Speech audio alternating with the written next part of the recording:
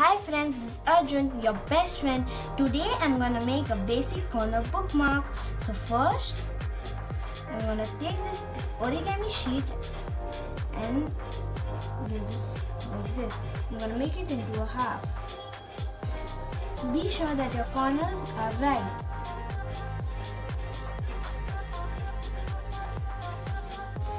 And now, I'm gonna take this one flap like this till the end, and there is it.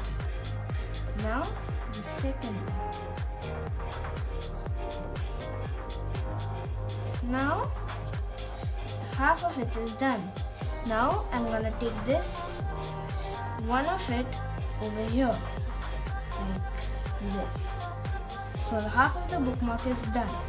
And now I'll take one of these flaps and just put it inside this.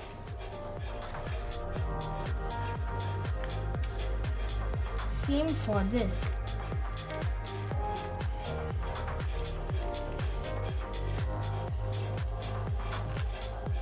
And done. Your basic corner bookmark is ready. And if you like this small video of mine, don't forget to like, comment and share it.